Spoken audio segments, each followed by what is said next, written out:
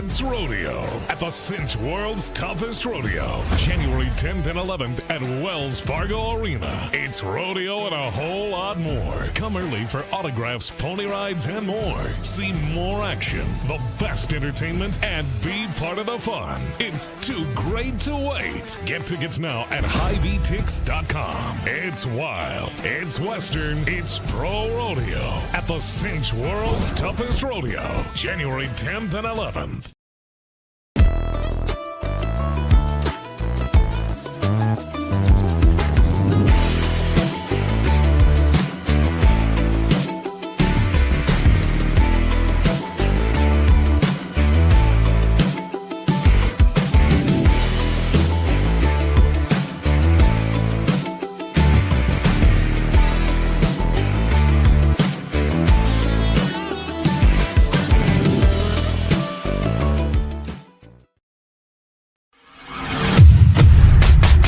Scott Dochterman,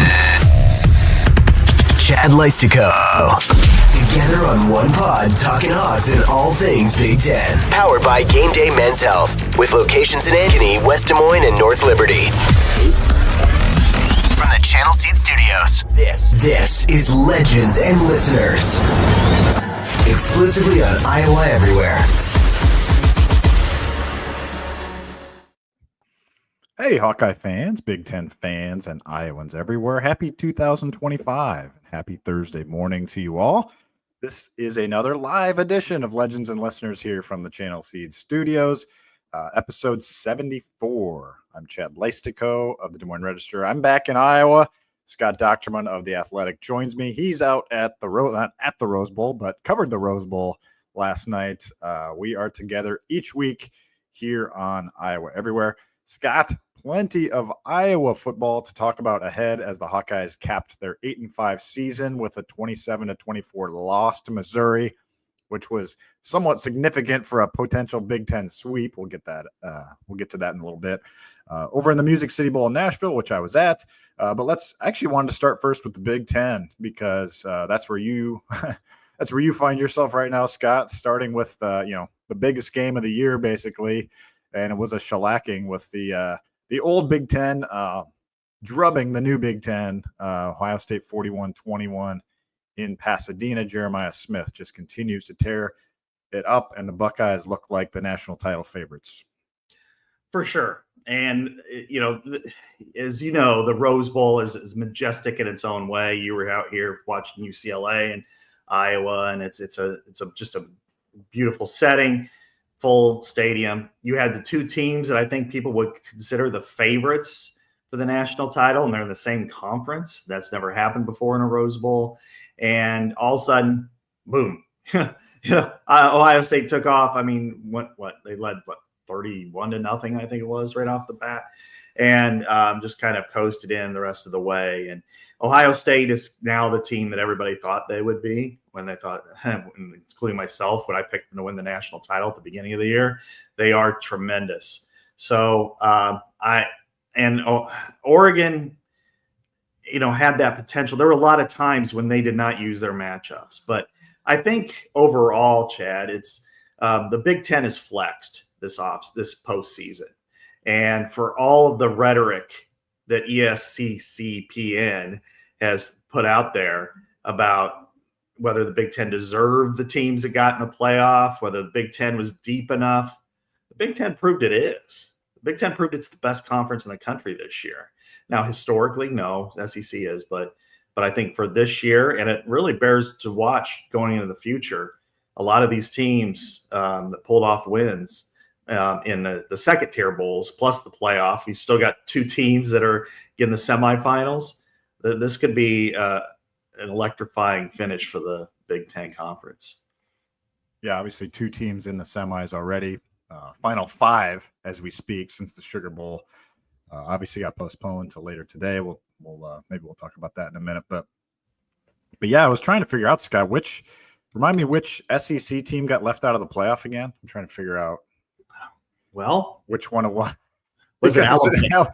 Was it Bama? Because if it's Bama, they got beat by Michigan, who everyone was, trashing. And of course, Illinois beat Michigan earlier this year. And by the way, Illinois beat South Carolina And I got to watch the Alabama-Michigan game on the plane. It was great. Actually, I was surprised I could do it, and I did it. And, I mean, it looked to me like Jaden Milroe was out there. It's not like it was, they wanted to win that game, and Michigan kind of Iowa'd that game, with defense early and hung on for dear life.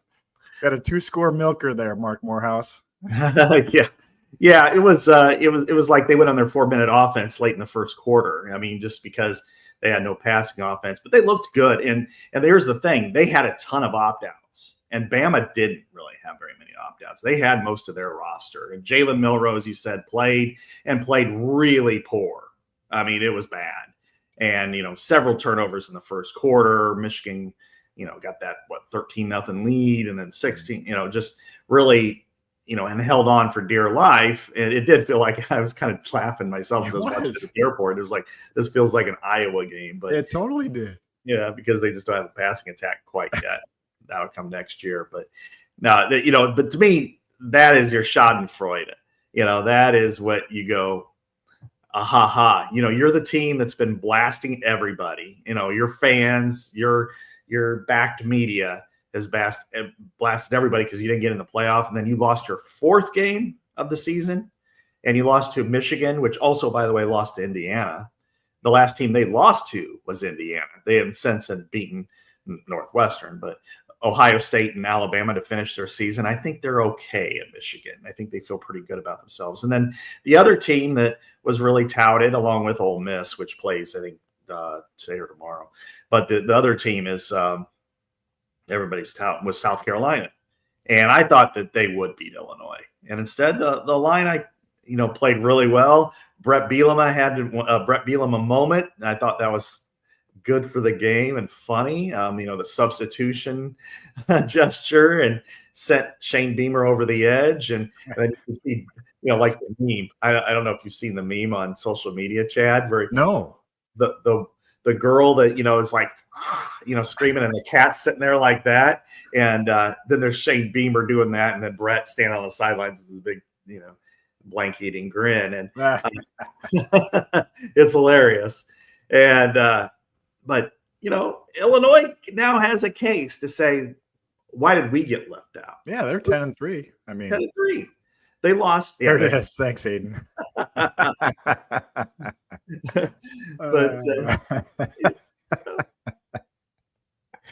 But Illinois' 3 losses were to Oregon on the road. It was to Penn State in a hard-fought game at Happy Valley. They lost at home to Minnesota, which was a pretty decent team, and now it came right after the Oregon loss.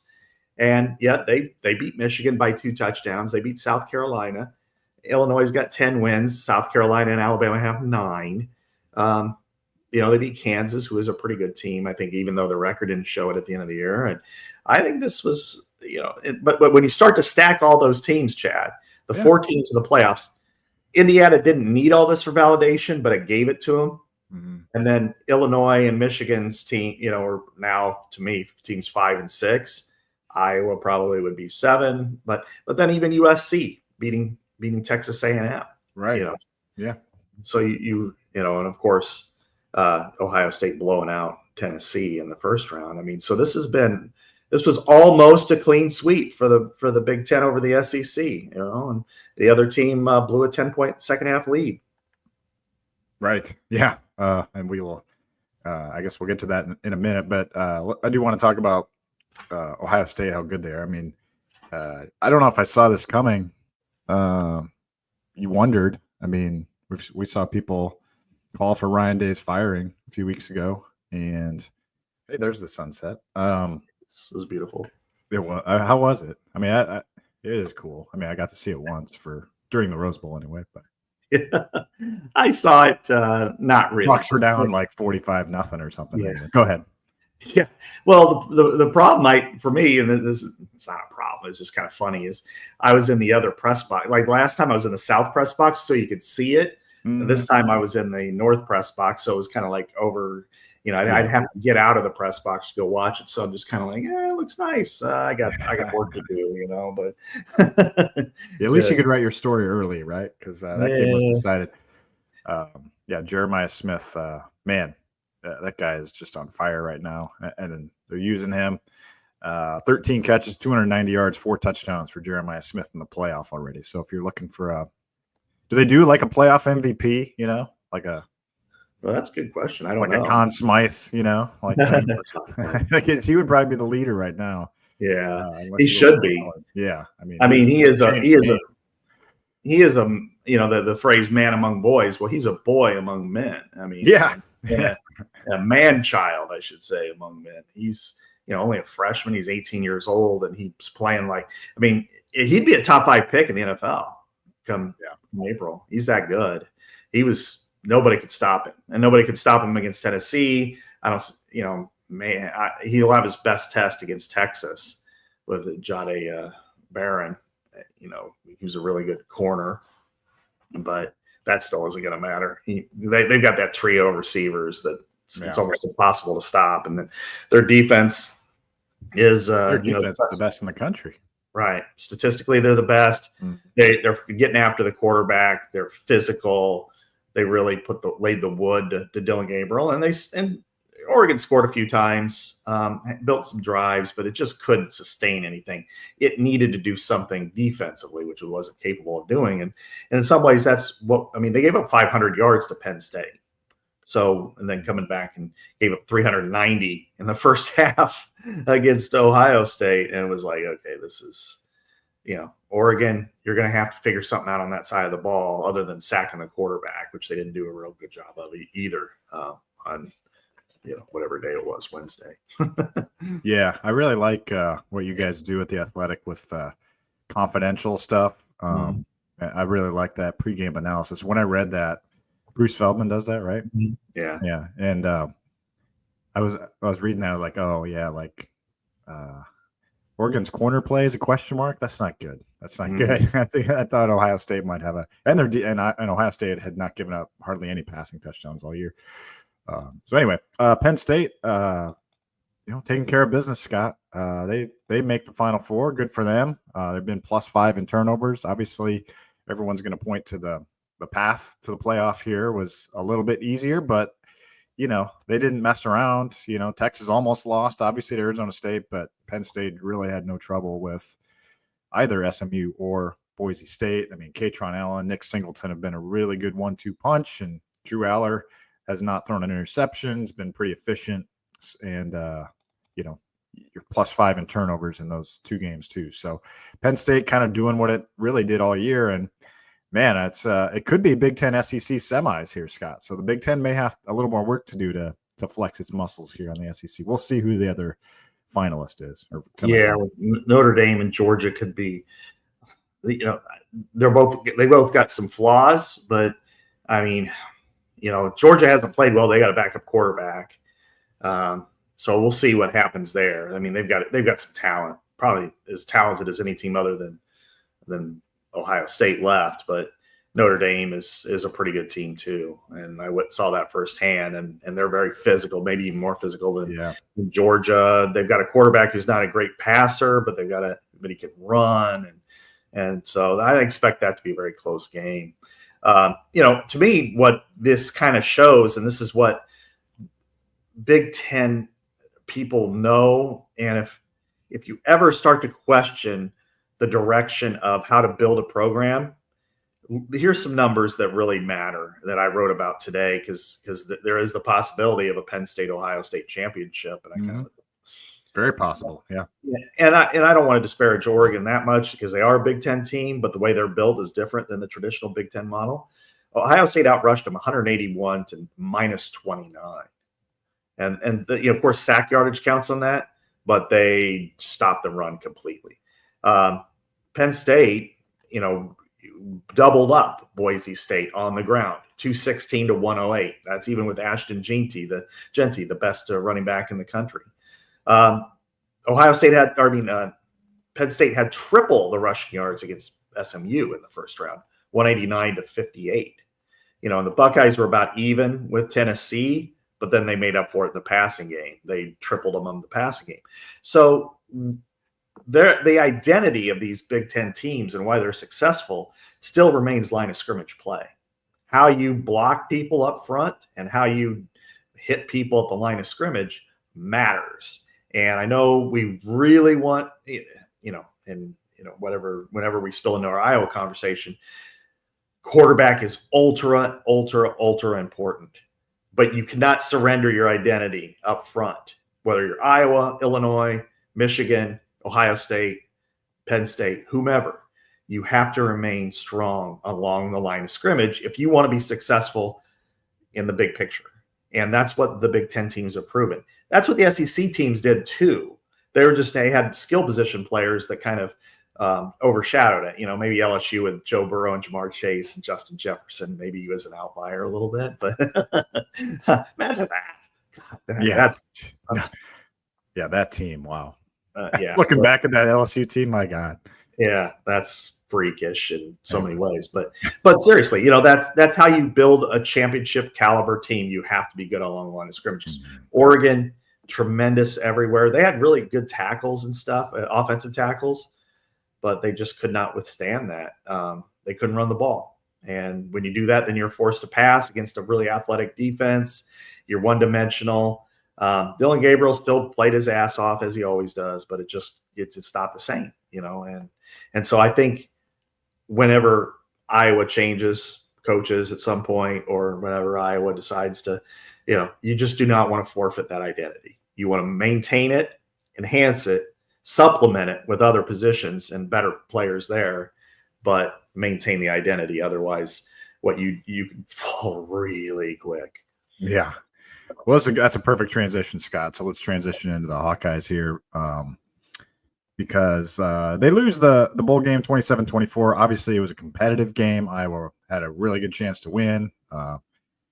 Fourth quarter, possessions were interception, 3 and out, 4 and out. So ugly way to finish the game on offense, which raises questions, I think, about the quarterback going forward. But that said, Scott, Iowa did control the line of scrimmage. They stopped the run. Missouri was one-dimensional, let's be honest. They just didn't even try to run. And Jay Higgins said afterwards, that kind of surprised him. They didn't even try it. But at the same time, Iowa was deficient this year in the secondary a little bit, and Missouri just went after that. And so you give credit to Iowa for controlling the line of scrimmage in the run game. I mean, Kamari Moulton had 96 yards rushing on 14 carries, and Jazz Patterson 9 for 74. You would have thought Iowa probably wins that game with those stat lines and those yard per carry chunks, but it was just a matter of the team with the better. To me, Scott, the team with the better quarterback won the game. That was my initial takeaway. And that's not to disparage Brendan Sullivan, who didn't play terribly, but when you can see, Scott, when you've got a guy like Brady Cook, and he's not like the world's greatest quarterback, but just solid, didn't make a mistake, able to run, use his legs. That was the difference in the game to me. And Iowa was there with the SEC, team at the line of scrimmage, if not better, probably better than, right? Yeah, and that's why you've always got to qualify what I just said about identity and line of scrimmage play and everything, because this was a game that where line of scrimmage play went one way and the outcome went the other. I mean, it was close, and the reason why it was close is because Iowa was able to run for 166 yards and really shut down Mizzou's running game because it didn't try other than a quarterback, as you said. But you've got to look at efficiency out of the quarterback position and in the passing game. And you first look at what Brendan Sullivan did, 14 out of 18. Wow, those are the numbers you really want. But then you start to peel back the misses, the interception, and then how Brady Cook was able to engineer victory and exploiting a secondary, which to me, I don't think it's close, Chad, that it was the most disappointing unit on the field or the all season long. That you've in years past, that was a unit that always seemed to get better, and it didn't this year. In fact, I would say some cases it got a little bit worse. And then Mizzou, super depleted at wide receiver. I mean, they didn't have two out of the top three. Luther Burden and Mookie Cooper were out.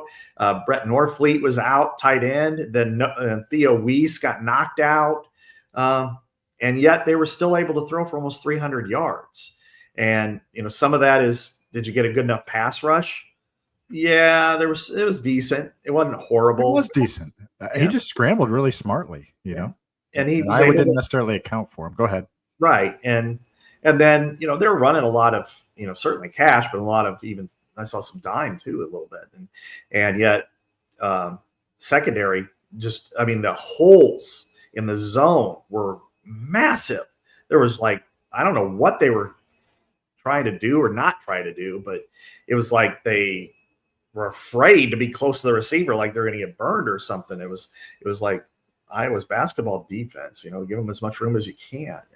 And that's what it was on this. So that to me is probably where they lost the game, just their inability to cover the receivers in tight quarters the way they have in the past.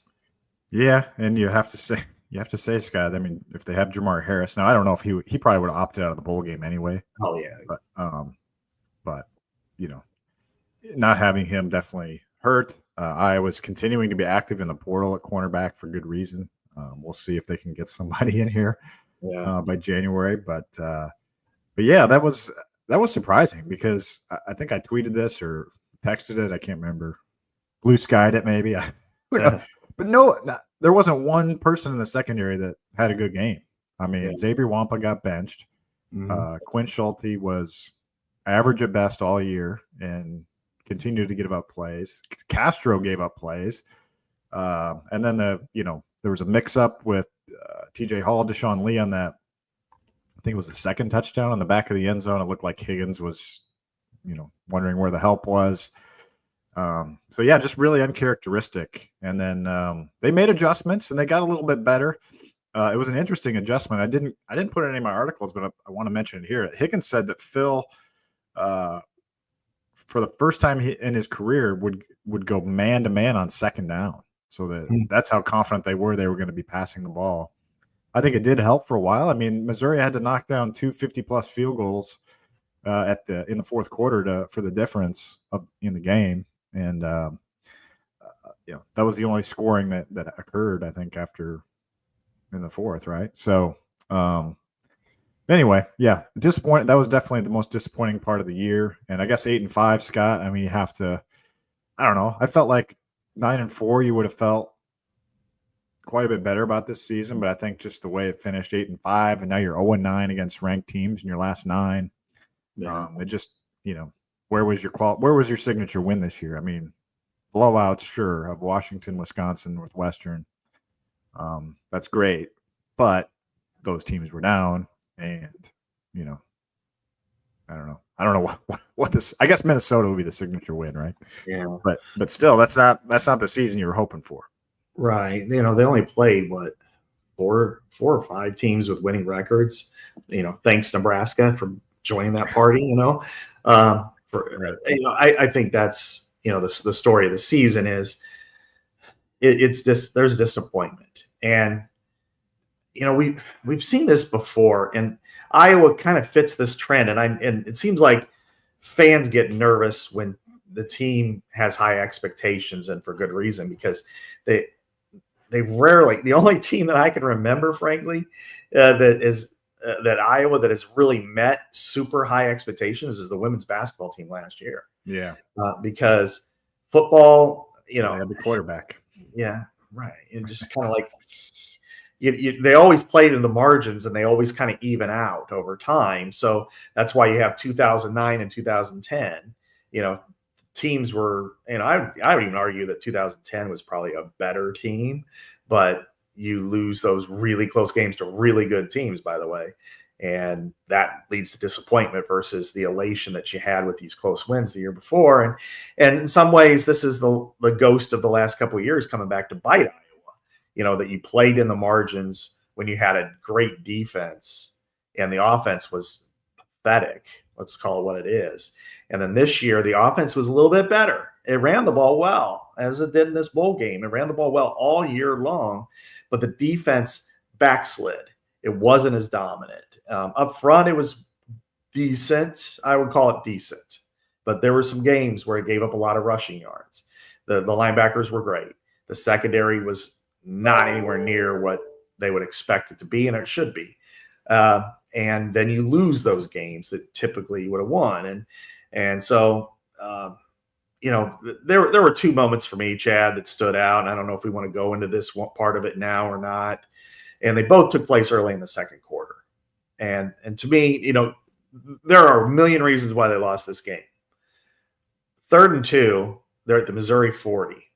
And Brendan Sullivan has his first miss of the game, but whiffs, wide open Addison Ostrenga to get a first down. But it's only 3rd and 2 at the Missouri 40.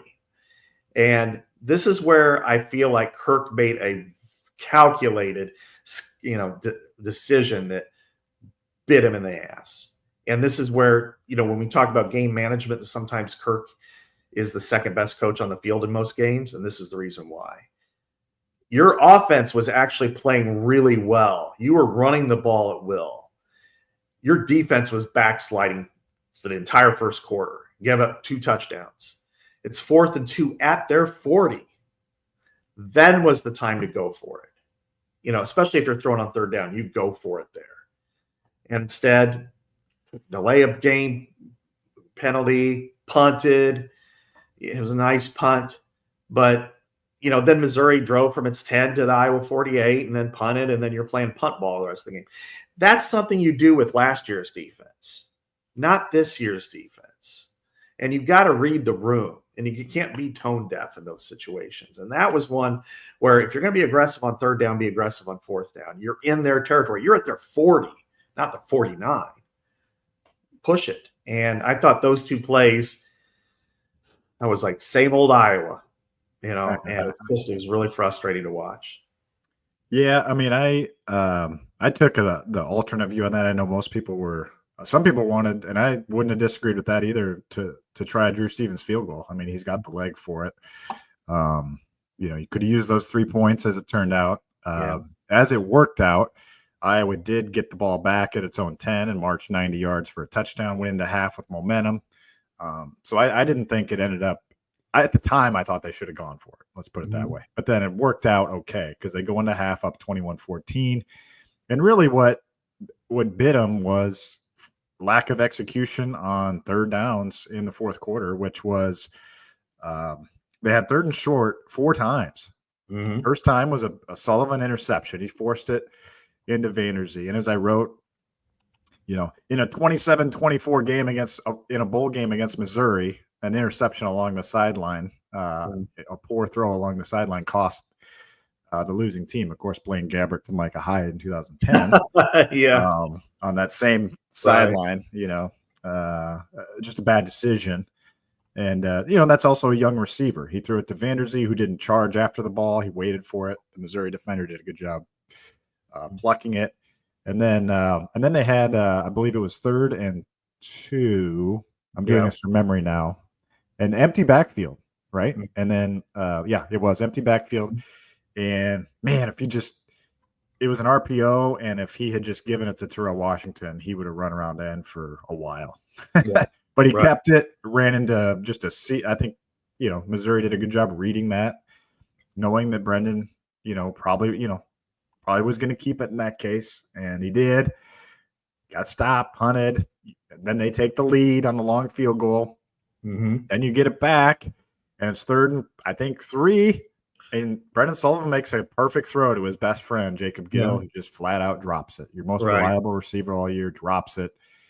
And then on the 4th drive of the game, of the 4th quarter, I should say, Sullivan cannot take that sack on 1st down. No. That just, you get a break of a lifetime. You stop them 3 and out somehow, so it works out the punt, and they shank the punt. So it reminded me, Scott, of the Minnesota game last year when, even after the Eugene thing got called back, you still had the ball with a chance to do something. All you needed was a couple 1st downs for a field goal, and you couldn't get it. Remember that with Deacon Hill? It's like everyone forgets about that. He botched that drive completely. They could have won the game 13-12.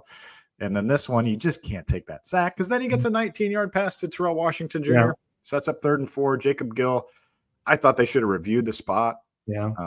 At least just – I don't know why the replay booth doesn't review something like that. I mean, it looked like he landed right on the line to gain. And but Iowa can't wait for that. And they didn't have a timeout left. And they rushed the line with their quick sneak. And they were just, the splits were off. Connor Colby told me, and Brendan tried to go outside and just got drilled. So, were they offside? Maybe. But still, it was a botched last drive, just plain and simple. I think they could have been called for illegal motion too, because I think the left side of the line beat the ball. Yeah. Well, yeah. And I thought, and Mizzou was lined up offsides too. So it was just like nobody decided, to play well on that play, except for, Missouri was able to get the stop. But yeah, I mean, to not be able, I mean, they converted 1 third down in the fourth quarter. That was the first one. Yeah. First play. Yeah. But when you're looking at, you're in advantageous situations on third down, the rest of the quarter. I mean, when you're talking about 3rd and 3, that's the interception. 3rd and 2, you have a 1 yard loss by your quarterback. 3rd and 2, incompletion, which was a drop. 3rd and 4, you throw the ball 3.5 yards, and then you blow the 4th down play.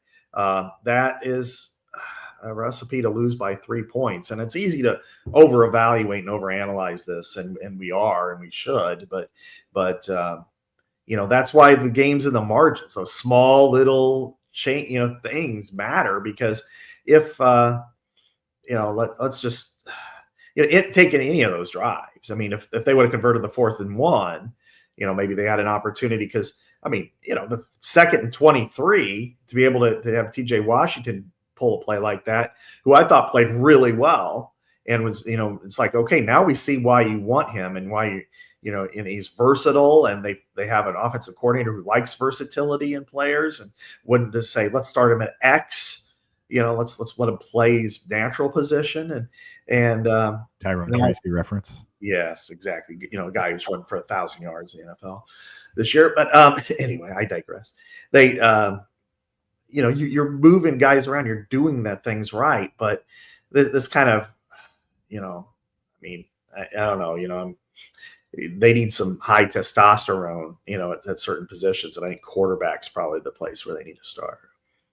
Well, it is a new year, folks. Good tease there by Scott. And it's time to make good on your New Year's resolutions, or make your New Year's resolutions. So if you've been putting off a visit to GameDay Men's Health, now is the time to end that procrastination. GameDay Men's Health, as you know from our show each week, is absolutely outstanding in testosterone replacement therapy.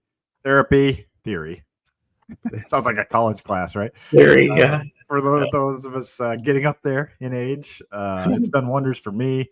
I tell that to everybody that asks me, is it for real? It's like, yes, so far, it's been amazing for 7-8 months.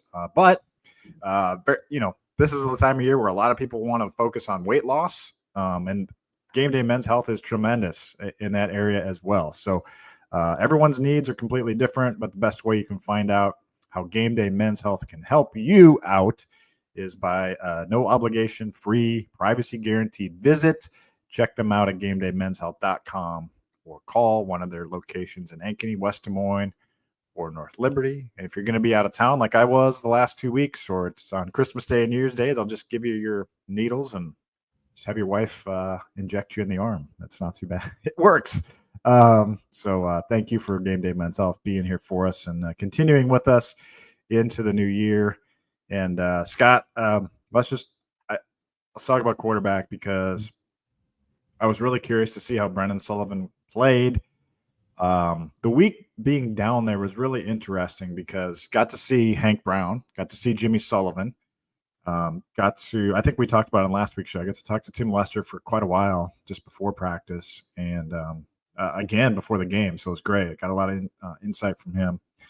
And the thing that both Lester and Ferentz were worried about with Brendan Sullivan was he's so wound tight. And then, like, once he starts going downhill, you saw it in the UCLA game, right? Mm-hmm. He starts making jittery decisions. And I remember texting my text group. It was either late second or early. I think it was early third. I said, oh boy, Brendan's starting to bail on some of his reads here, and he's running. And that's not a good sign. That's not what they want to see. And that's when it starts going downhill for him. And it just worries me, Scott. Coming out of this game, you saw growth. You did see some growth from Brennan Sullivan, and he actually thought he played pretty well. And I didn't think he played terrible. It was just that when the game mattered the most, he didn't come through. And so you just worry that, it's just another red flag that you still got to go get a quarterback, I think. And if you don't, you really got to hope Hank Brown or somebody develops really fast. And I'm not discounting that completely, but I think Mark Gronowski is your best bet at this point. For sure, he is. Somebody that I, noticed a while ago on this, but truly, what this game reaffirmed, and sometimes I've said this before about Iowa, especially with the offensive woes. And actually the guy who coined it first that I should point out is Kennington, your former teammate, now my teammate. Anyway, he mentioned that winning can be the enemy of progress and on the offensive side of the ball. And I think that could be what the takeaway at the quarterback position in this bowl game, that had Iowa won, had they scored a touchdown at the end of the game, and maybe it was a catch and throw, it was a short pass to TJ Washington and he breaks it and scores, then everybody feels good about it. And then and I'm not saying the coaching staff and Tyler Barnes and them would feel the same way, but the fan base would. And then if it's like, then they go get a quarterback, it's like, well, but I like Brennan and all that, and again, 14 out of 18, those are good numbers. But then you look at yards per attempt, yards per completion, and that's not real high. And I think what I've seen enough of is he is good, but he's not – you've got to view it as who could take you to a championship level. I'm not saying you're going to get there, but who do you feel like can lead you to a championship? If you believe, as the coaching staff, that Hank Brown can do that, then stand pat and run forward. But I don't think they believe that now. Maybe they will in a couple of years. But, maybe he has the potential for it.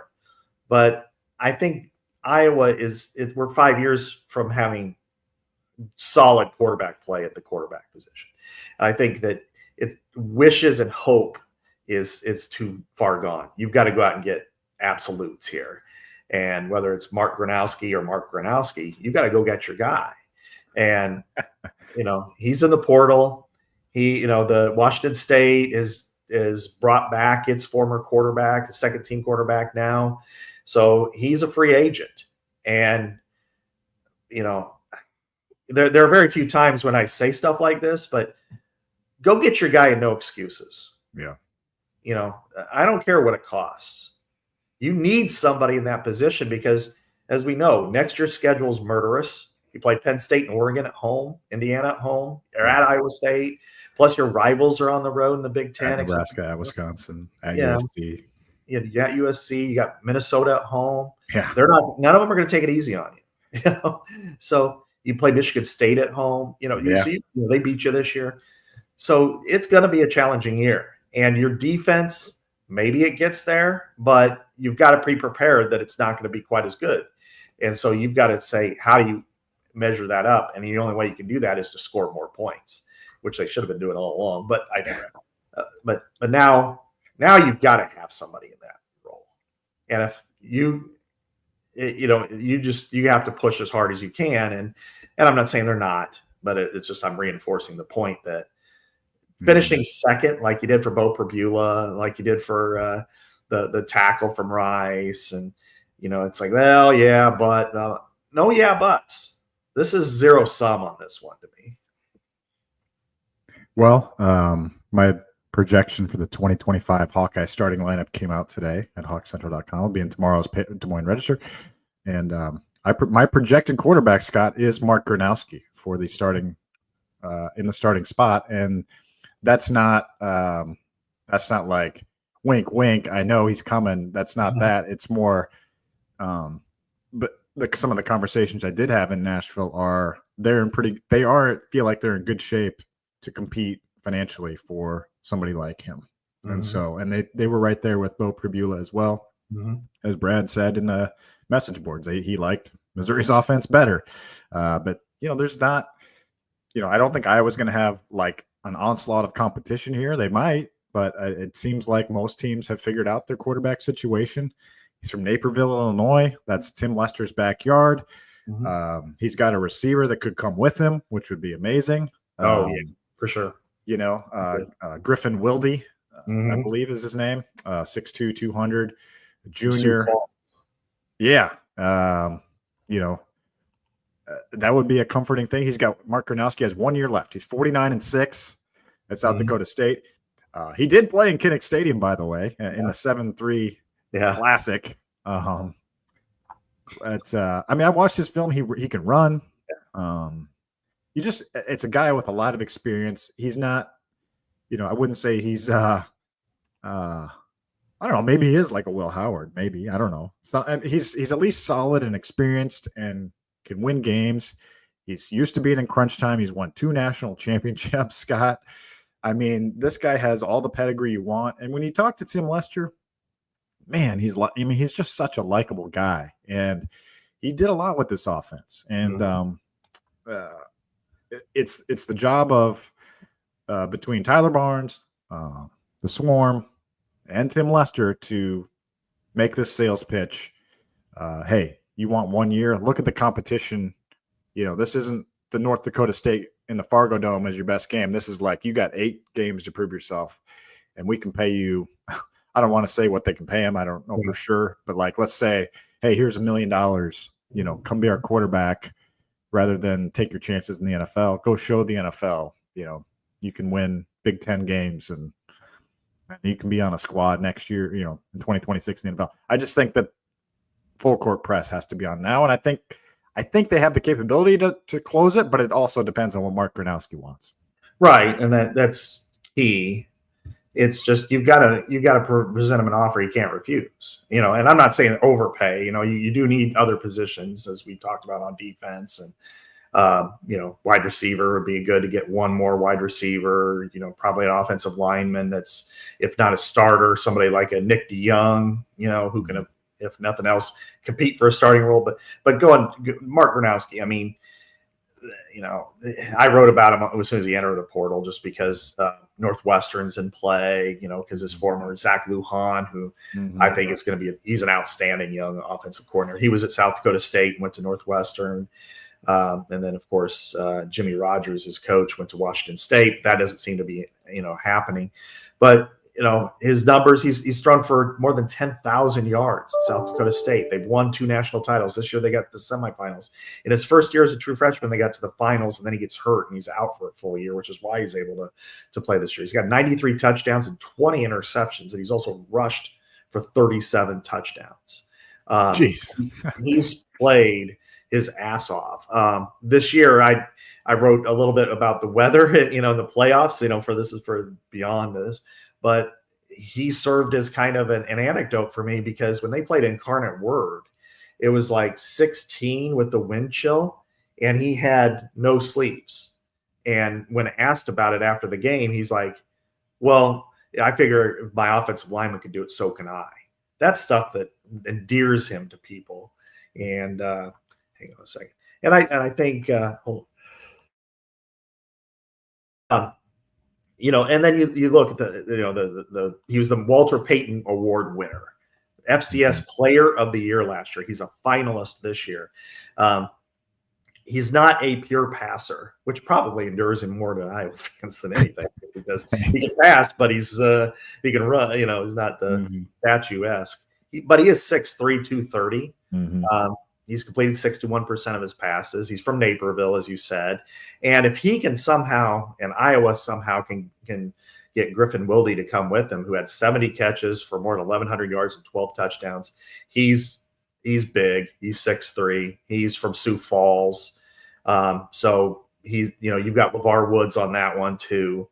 You've got, if you can solidify that, you feel really good about your offense. I'm not saying it's going to be Oregon or Ohio State or anything like that, but I'm saying that, okay, now you're cooking with gas, not using sticks, rubbing them together to try to do something. So but if you get him with the running backs coming back, because I think they're pretty good. I think Moulton showed me a lot in that bowl game. Absolutely. Yeah.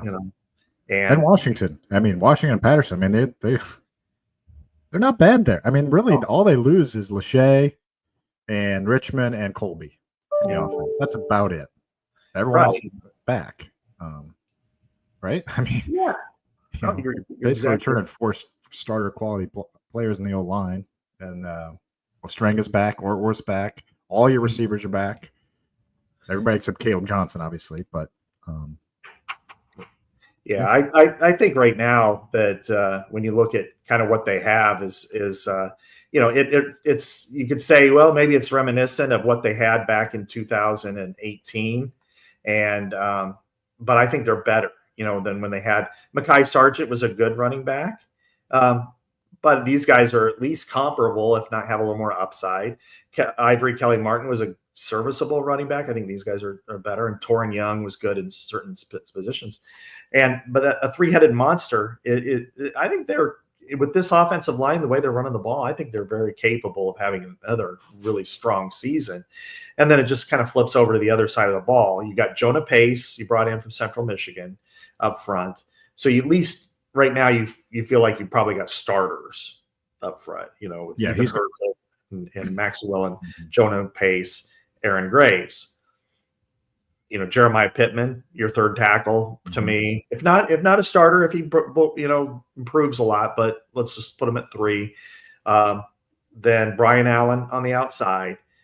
Then you've got to figure out, can you grow there, or do you need one more? I kind of think you need one more in the inside. I don't know if they're there yet. And then you can probably try to manufacture one more pass rusher on the edge to me, stand up. Merriweather's the guy, it looks like. Yeah. Linebacker to me, Chad, is they've got like this older tier of 3 guys, and then they've got this younger tier of outstanding young talent. And it's going to be kind of, how do they mesh and how do they both. I mean, Carson Shire, I know you've heard this too, is every year, this guy's a guy, but he's always kind of hurt. If he flashes, I mean, you're looking at, to me, Christian Welch, who's still in the NFL, then starting games. And I think he's got that kind of potential if he can stay healthy. And then, Jaden Harrell, is he, where does he fit into it? Is he Jack Hockaday? Or is he, I don't know about Jay Higgins. I wouldn't put him there. But, is he serviceable? Is he good? And then what happens if one of the younger guys really emerges? I mean, I think in Jackson Rexroth, played for Kyler Fisher the other day, who apparently had some academic indigestion in his 6th year, which I just can't fathom to me. But But it sounded like he kind of just let a class go, and it's too late to catch up on it. With the professor wouldn't let him do it. So anyway. I was a professor once too, and I gave a lot of breaks to people. I had athletes in my class, and I was like, you gotta do. Still gotta do the work, yeah. Yeah, you can't you can't have everything done for you. Let's stick with defense now. When I do these projected lineups, it's with a lot of intel, background intel, so I'm not just throwing darts here. And so I like they definitely got work to do in the secondary for sure, but I think it's going to be Lutmer at cash, with Wampa at free. They think he's actually a better fit at free safety, which I think it'll be he'll be less exposed at free, and then Entringer they love him. I think it's going to be right there at strong. So they need cornerbacks, obviously. Got to watch Scott, from what I heard. Didn't play this year, but Rashad Godfrey is a name to watch at corner. He was with the second team, actually, in pregame at corner, which is the first time we've seen that. It used to be Jalen Watson. Now it's Rashad Godfrey. So just pocket that name. Okay. And then I think the thing so Cam Buffington's probably more of a middle linebacker of the future. Don't forget Jaden Montgomery. They really like him. Smaller guy, but really a good player. And then Weiskopf and Reese are more rotating at the will. They're all position flexible, but I think Buffington is your Mike of the future, probably. But Scott, I think it's now would be the time to really take stock of what you've got And who could you move to defensive end? Who could you move to defensive end? Because Seth Wallace has a ton of really talented linebackers in that room. He's got more coming. Yeah, right. Who can you move that can be explosive off the edge next year? That's what I will be focusing on right now if I'm Kelvin Bell, Phil Parker, Kirk Ferentz, Jay Neiman. And a name that I've heard, Scott, as a possibility that maybe people wouldn't expect is Kelby Tellender. Kelby Tellender, the Liberty High School kid, incredible athletic talent, weight room monster, but obviously he maybe not obvious to some, but he's deaf. And so it's a real problem for him to play linebacker traditionally. I mean, he could maybe play the outside, but it'd be tougher for him to communicate in the middle. But if you're on the edge, he's a little bit bigger guy. He's like 6'4", 230 something.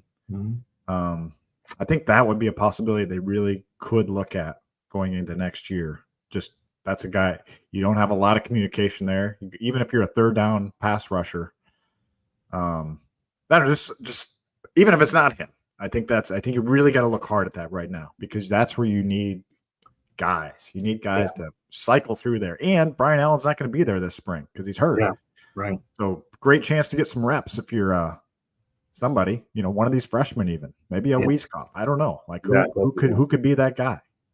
So that would be the one that would be a priority. Yeah, that would be the one that I would look at out of the group, because Carson Cooney and Burt Goucher are both elite linebackers, and so you've got five that, to me, you're not going to play with five linebackers. You're going to play with four linebackers, and you really don't even want to play with three, except in certain situations. So in some ways, you've got to kind of start to analyze where do things fit. And I know that the current, now they'll be redshirt freshmen, have made they've moved forward. Can one of them emerge? Can a Joseph Anderson, who's explosive off the charts in track, can he be that type of a player? Can Devin Kennedy get into that rotation? Drew Campbell, Chima Chineke, I didn't screw up his name. But if there was a linebacker to move, it'd be Weiskopf to me, because, here's a guy who high jumps 6'8", is taller, probably got a build that you can really bulk up a little bit more than the others. And I think he could play on the edge and be pretty good there. And then, the one guy that's a kind of a wild card that you can't, looks like you're getting some good text there, so maybe you should reveal him on the show here, Chad. But, the other guy would be Yosei Epineza. Yeah. If he could play like AJ did as a true freshman, AJ had some really nice moments as a reserve for his first 2 years. The second year he led the Big Ten in sacks as a backup. I wonder how that happens, but if you can have that, then you're feeling good again, and then you're wondering, okay, tackle, anybody in there, a tackle that can kind of fill that role. Yeah, Epinesa is a good one for sure. I'm curious to see. I think Devin Kennedy's your future tackle, but he's got maybe still another year away. So tackle is going to be an issue. They're probably going to have to be Will Hubert again, unless they get. I don't know. We'll see. They got a long way to go there, but one thing that it's kind of out there that Epinesa was maybe going to enroll early, but that's not accurate. Yeah, right. So we kind of checked on that with Tyler Barnes, and he's not going to be here till the summer. So they would love to have him, but also he wants to run. Throw, play track, play track. Play basketball, run track, or throw. And throw track. He's going to have throw track, basically. Throw field. He's going to throw field. So anyway, and then obviously last thing, and we can close this out with the 2025 combo. But the special team should be great. Caden Weetchen, basically he's coming back. He said 98% sure. They do need to give him a scholarship. I assume that they will. I can't imagine that being the case. He wasn't on scholarship as of December 29th when we talked to him, 27th, whatever it was. But yeah, and then Drew Stevens, obviously huge that he's coming back and restaking. So their specialists should be outstanding. And LeVar Woods has a lot of Speaking of Tellender will at least be a core special teamer next year. He was out this year with injury, so that's why you didn't see him. But with Weegen, you do have to be careful, especially in light of what he did in the bowl game, which first team All-American, returning the kickoff against Missouri. Somebody might pay him. And I know there's been some offers out there. So Iowa's going to have to pay the guy.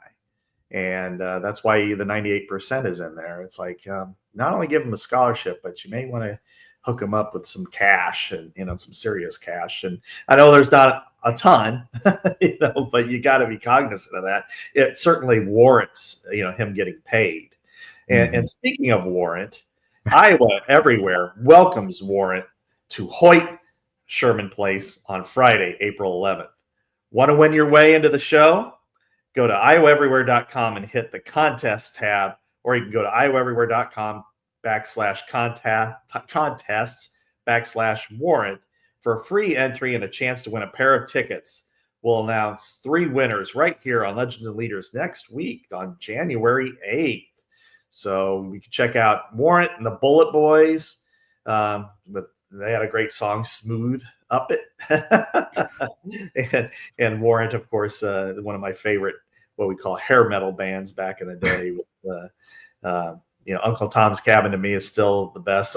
Sometimes She Cries is good. I had one person reach out to me to say that I was wrong, and which I wasn't, but they said I was. So anyway, this should be a great show at Hoyt Sherman Place. That's right. Last thing, and we got to wrap up here in a minute. We got a Georgia Notre Dame game to watch. Are you flying out today then, Scott? Yeah, I'm flying out. Where do you go next? Where's your next bowl game? Are you going to right now? Not going to a semifinal. Okay. I don't know about the championship yet. That still remains to be determined. But I'm not going to the semifinal, which I'm fine with. Just soon watch it on TV, I suppose. But, and if my year ended with the Rose Bowl, I'm at least on the road, I'm perfectly content. Going to Notre Dame, Ohio State, and the Rose Bowl to close my season. No kidding. I would have liked to have gone to Nashville. I really would have, but yeah, we missed you. We missed you there. But it was a good week. It really was a good week. Productive week, I feel like. Got a podcast coming out next week that'll be pretty fun.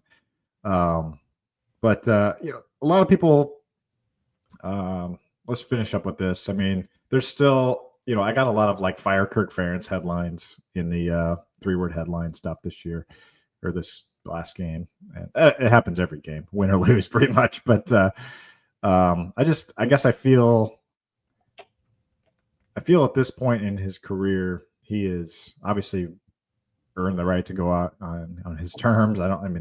Having talked to Beth Getz at quite a bit of length this last week, obviously they love him.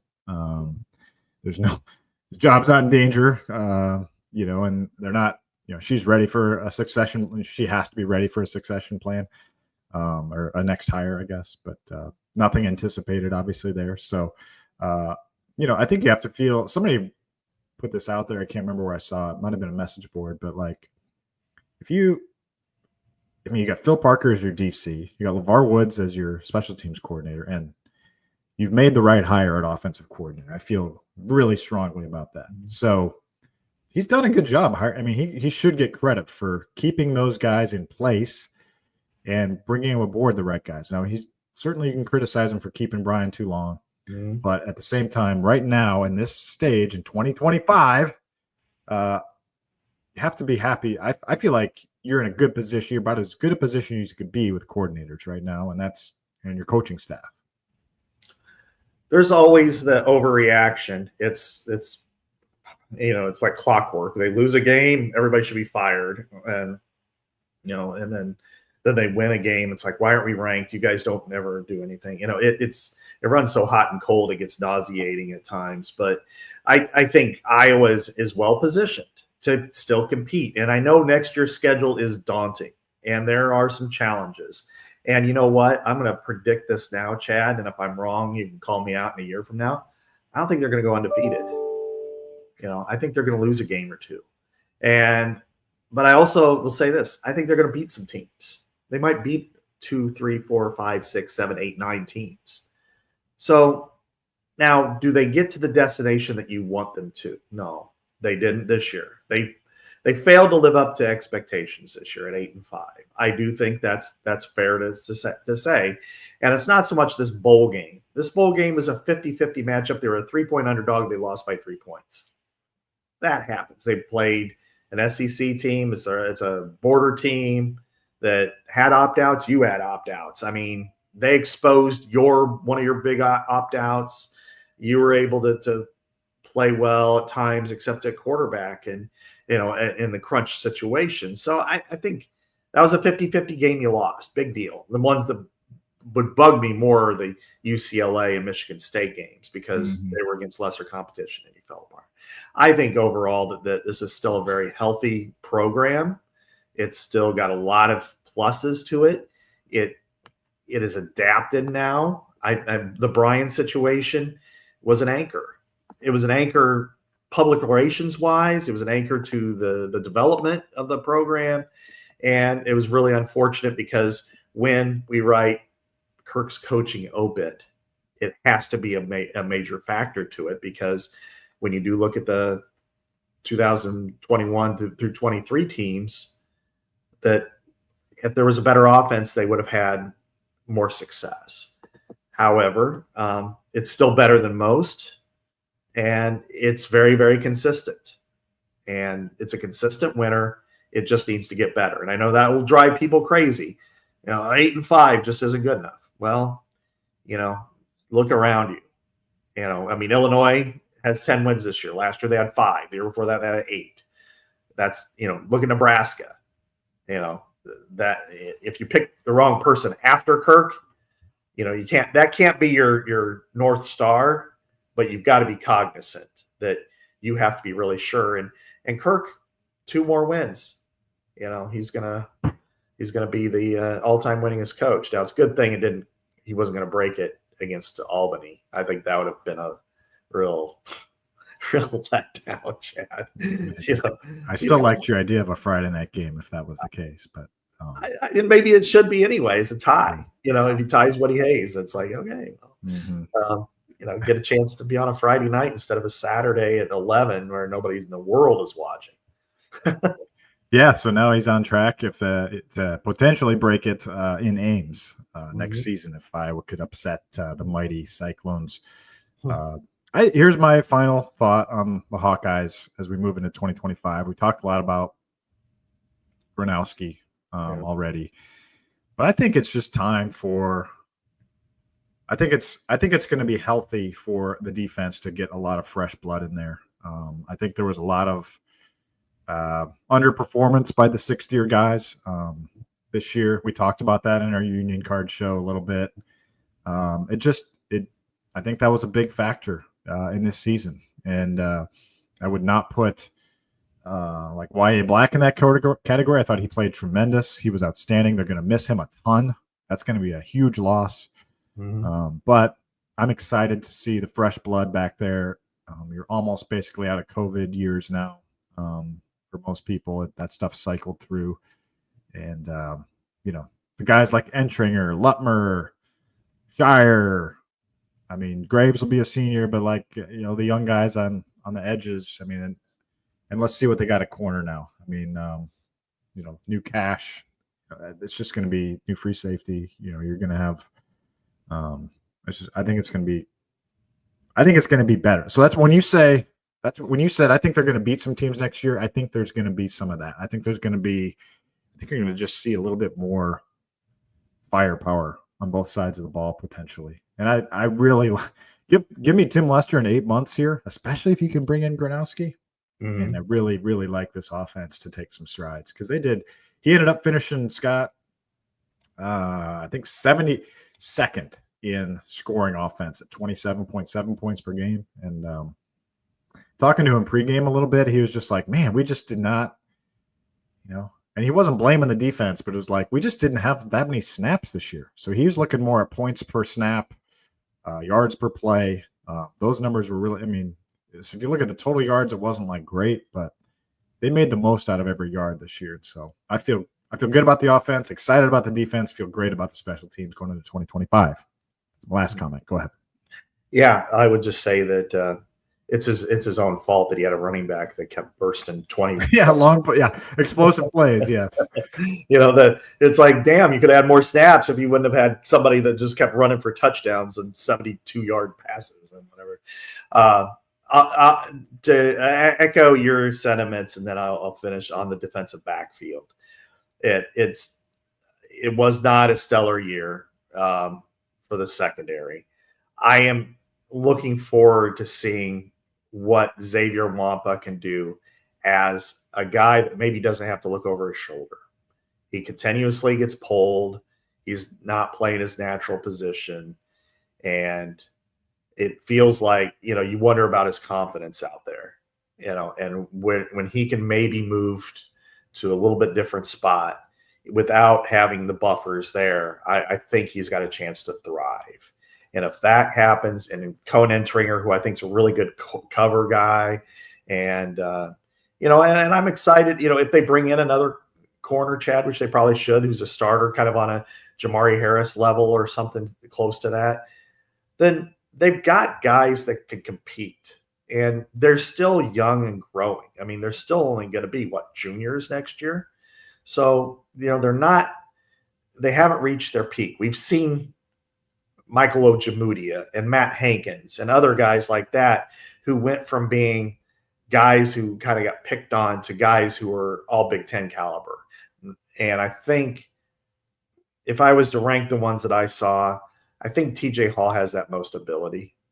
I think if he can if he can get more disciplined, I think he could be a Matt Hankins. And he's got the athletic ability for it. And so somebody's going to emerge. They always do. Somebody will emerge from that group. Jamari Harris did. And it's just a matter of how does the competition lay out? But I'm with you. I do think that this team's going to it's not going to fall off the face of the earth, even with a tough schedule. It's not what fans need. Hope.